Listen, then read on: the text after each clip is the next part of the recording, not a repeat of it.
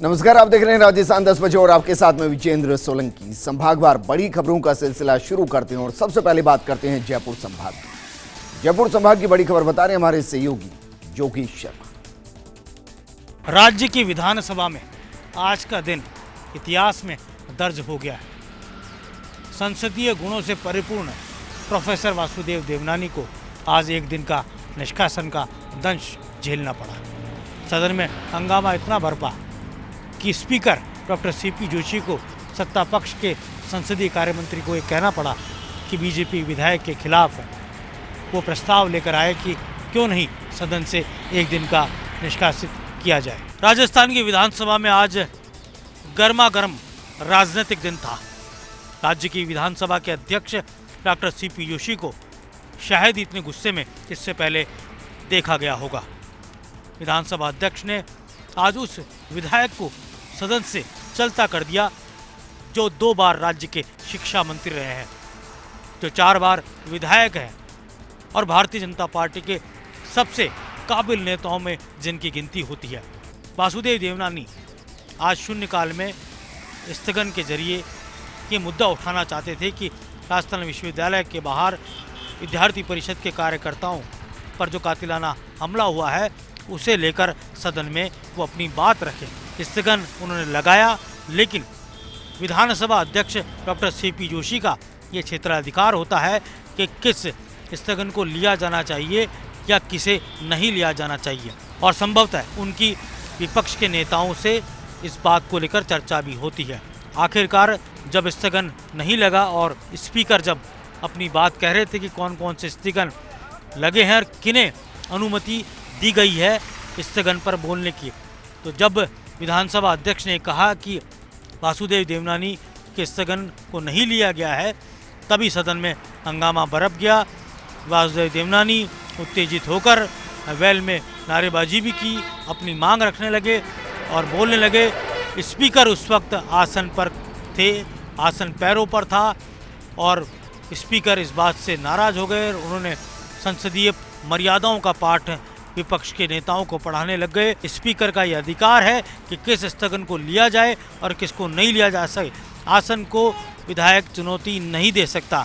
विधानसभा के फ्लोर पर प्रस्ताव लाया गया सत्ता पक्ष की ओर से और ये कहा गया कि विधायक वासुदेव देवनानी ने आसन से गलत व्यवहार किया है, उनके कृत्य को लेकर उन्हें माफ़ी मांगनी चाहिए और इसके बाद ये कहा जा सकता है कि सदन में जो एक बजट पर सारगर्भित सार्थक बहस होनी चाहिए थी वो नहीं हो पाई।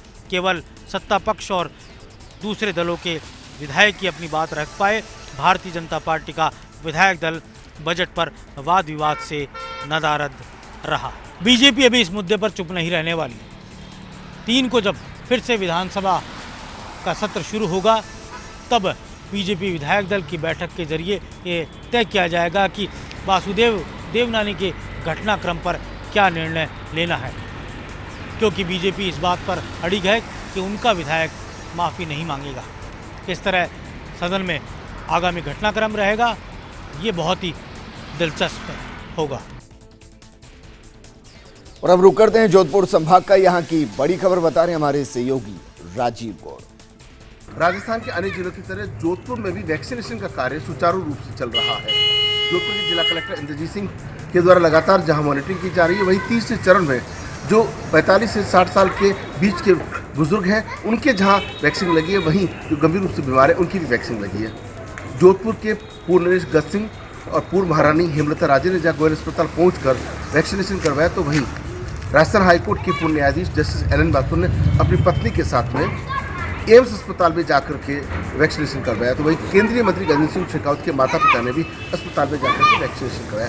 कुल मिलाकर के कहा जा सकता है कि सीएमएचओ डॉक्टर बलवंत पंडा के निर्देशन में लगातार जो सरकारी है चाहे गैर सरकारी है वहाँ पर वैक्सीनेशन के कार्य की लगातार मॉनिटरिंग की जा रही है और ये कोशिश की जा रही है कि कोई भी इससे वंचित नहीं रहे। कुछ लोगों को जिनको मोबाइल से संदेश भेजे उनकी भी वैक्सीनेशन हुआ है, जो ऑनलाइन रजिस्ट्रेशन करा रहे हैं। उसके अलावा जो अस्पतालों में पहुंच रहे हैं उनका भी हाथों रजिस्ट्रेशन करके वैक्सीनेशन का कार्य जारी है। निजी अस्पतालों में भी बड़ी संख्या में लोग पहुंचे हैं जिनकी जो जो नियम और कायदे के तहत इस तीसरे चरण में शामिल है, उन्होंने जिस तरह उत्साह दिखाया, लगता है कि अभी 4 लाख जो लोगों को वैक्सीनेशन लगना है उसकी 400 में व्यवस्था की गई है। और संभाग के डॉक्टर राजेश शर्मा जहाँ पूरे संभाग को लेकर मॉनिटरिंग कर रहे हैं, वही जोधपुर के जिला कलेक्टर इंद्रजीत सिंह खुद भी मॉनिटरिंग कर रहे हैं।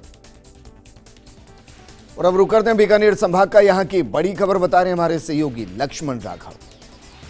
बीकानेर के श्री डूंगरगढ़ में लिखमा देशर में शराब की दुकान आवंटित करने का मामला तूल पकड़ता जा रहा है। दरअसल जसनाती संप्रदाय के लोगों का कहना है कि यहाँ 500 साल प्राचीन मंदिर है जिसमें राजस्थान और गुजरात से भी लोग आते हैं। ऐसे में यहाँ पर शराब की दुकान आवंटित कर देना गाँव वालों की धार्मिक आस्था पर भी एक चोट है।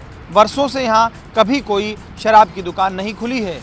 इसको लेकर आज जसनाती संप्रदाय के लोगों ने भी ज्ञापन दिया। तो वहीं इस दौरान भाजपा के महामंत्री कुमनाथ सिद्ध भी मौजूद रहे। उनका कहना था कि प्रशासन को इस बात पर ध्यान देना चाहिए क्योंकि धार्मिक आस्था का सवाल है और जब गांव की पंचायत लिख के दे चुकी है कि यहाँ पर शराब की दुकान नहीं खोली जाए तो इस पर ध्यान दिया जाना चाहिए। गौरतलब है कि आज इसको लेकर जिला कलेक्टर को भी ज्ञापन सौंपा गया तो उपखंड मुख्यालय पर भी प्रदर्शन किया गया।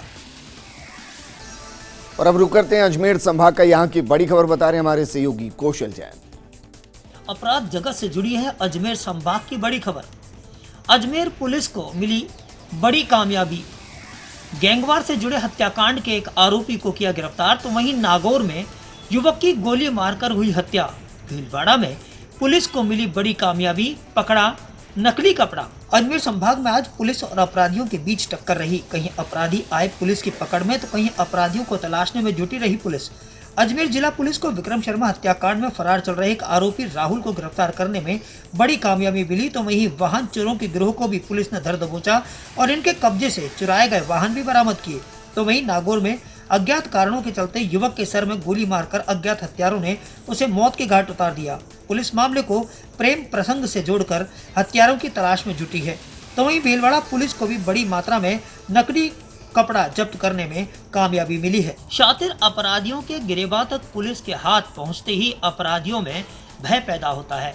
तो आज संभाग में कई जगह पर पुलिस तो कई जगह पर अपराधी रहे आगे। और अब रुक करते हैं कोटा संभाग का, यहाँ की बड़ी खबर बता रहे हैं हमारे सहयोगी भंवर एस चारण। लोकसभा स्पीकर ओम बिरला ने देश के सांसदों से अपील की है कि हर सांसद को अपने इलाके में दिव्यांगजनों, निःशक्तजनों और बुजुर्गों के साथ बेटे और भाई की तरह खड़े होने की दरकार है और इस तबके को सरकारी योजनाओं से जोड़ा जाना भी आज के समय की आवश्यकता है। गृहनगर कोटा के अपने प्रवास के दौरान बिरला आज शक्तिनगर स्थित छप्पनभोग परिसर में भारत सरकार के सामाजिक न्याय एवं अधिकारिता मंत्रालय की तरफ से आयोजित हुए दिव्यांगजन कल्याण शिविर में शरीक हुए और इस दौरान उन्होंने इस तबके के लोगों से मुलाकात करते हुए 28 विभिन्न तरह के कृत्रिम अंग, सहायता उपकरण और सहयोगी अंग इन लोगों को बांटे। बिरला ने इस दौरान कहा कि पहले ये शिविर कोटा में आयोजित हो रहा है और इसके बाद हम ऐसे जरूरतमंद लोगों की पहचान करके ब्लॉक लेवल पर भी जाएंगे और वहां भी शिविरों का आयोजन करेंगे। इससे पहले गृहनगर कोटा के अपने प्रवास के दौरान बिरला ने आज शक्तिनगर स्थित लोकसभा स्पीकर कैंप कार्यालय में जनसुनवाई भी की और कोटा बूंदी संसदीय क्षेत्र से जुटे दर्जनों लोगों के जनोभाव वियोग सुनते हुए लोगों की समस्याओं का निस्तारण करने का प्रयास किया। गृहनगर कोटा के अपने प्रवास के दौरान बिरला कल कोटा जिले के सांगोद उपखंड के दौरे पर रहने वाले हैं, जहां वो विनोद कला गांव में पुलवामा आतंकी हमले में शहीद हुए हेमराज मीणा की प्रतिमा का अनावरण करेंगे। उदयपुर संभाग की बड़ी खबर बता रहे हैं हमारे सहयोगी अनुपम। एसओजी और कोतवाली पुलिस ने आज मिलकर बांसवाड़ा में एक बड़ी कार्रवाई करते हुए अल्फाजोल प्रतिबंधित ड्रग्स की 101 किलो की खेप बरामद की है। साथ ही आरोपियों से 270 ग्राम अफीम भी जब्त की गई है। 2 आरोपी गिरफ्तार हैं, मामले में पूछताछ की जा रही है। कल शाम एसपी कावेंद्र सिंह सागर को एसओजी की ओर से इनपुट दिया गया कि ये 2 आरोपी हैं जो बांसवाड़ा में बड़े पैमाने पर ड्रग्स का कारोबार करते हैं। ऐसे में तत्काल टीम गठित कर रात्रि में 10 बजे पूरा डिप्लॉयमेंट कर दिया गया और 10:15 बजे छापा मार दिया गया। छापा खांडू कॉलोनी क्षेत्र के भुवनपुरा क्षेत्र में एक नहर के किनारे बने मकान में मारा गया, जिसके पास से नहर गुजरती है, पानी चलता है। ऐसे में पुलिस को यह भी डर था कि कहीं न कहीं जरा सा भी शक हुआ तो आरोपी ड्रग्स को पानी में बहा देंगे। इसको लेकर बेहद सतर्कता बरतते हुए 2 आरोपी परवेज पुत्र हनीफ खान निवासी भवनपुरा और सलीम मंसूरी पुत्र अल्लाह नूर मंसूरी उम्र 45 वर्ष खांडू कॉलोनी भवनपुरा को गिरफ्तार किया गया। दोनों की तलाशी ली गई तो इनके घर के अंदर मौजूद 101.80 किलोग्राम अल्फाजोल नामक प्रतिबंधित ड्रग्स मिला। इसके साथ ही मंसूरी के पास से 270 ग्राम अफीम भी बरामद की गई। इस पूरी कार्रवाई को करने में पुलिस को 6 घंटे से ज़्यादा का वक्त लगा। यानी रात के 10 बजे जो कार्रवाई शुरू हुई वो सुबह 4 बजे जाकर संपन्न हुई। इसको लेकर के इतनी बड़ी कार्रवाई इसलिए भी हुई क्योंकि जो ड्रग्स था वो अलग अलग प्लास्टिक के ड्रम और बोरों में रखा गया था और इनकी पुड़िया भी बनाई गई थी। ऐसे में पुलिस ने अलग अलग ड्रम से अलग अलग सैंपल लेकर जांच के लिए भेजे हैं और आगे की कार्रवाई जारी है। जिले के सबसे तेज तर्रा सीआई में से एक सुरेंद्र सोलंकी को इस मामले की जांच दी गई है। सुरेंद्र सोलंकी ने भी आज सभी दोनों आरोपियों को कस्टडी में लेकर एफआईआर ले ली है और आगे की पूछताछ भी उन्होंने शुरू कर दी है। वहीं भरतपुर संभाग की बड़ी खबर बता रहे हैं हमारे सहयोगी रवि कटारा। भरतपुर के कामा इलाके के गोपालगढ़ थाना क्षेत्र में 3 लोगों ने फसल कटाई के बाद खेत पर सो रही महिला की लाठी डंडों से पीट कर की हत्या। घटना की जानकारी पर गोपालगढ़ थाना पुलिस मौके पर पहुंची और शव को कब्जे में लेकर पोस्टमार्टम के लिए अस्पताल की मोर्चरी में रखवा दिया। लाठी डंडों से पीट कर महिला की हत्या कर देने के बाद क्षेत्र में सनसनी फैल गई। पुलिस ने बताया कि रात्रि को सरसों की फसल कटाई करने के बाद पति पत्नी खेत पर सो रहे थे। यहाँ 3 लोगों ने लाठी डंडों से पीटकर पत्नी की हत्या कर दी। वहीं पति डर की वजह से गेहूं के खेत में छुप गया। गोपालगढ़ थाने में मृतक महिला के पति ने 2 लोगों के खिलाफ नामजद मामला दर्ज कराया है। वहीं गोपालगढ़ थाना पुलिस आरोपियों की तलाश में जुट गई है।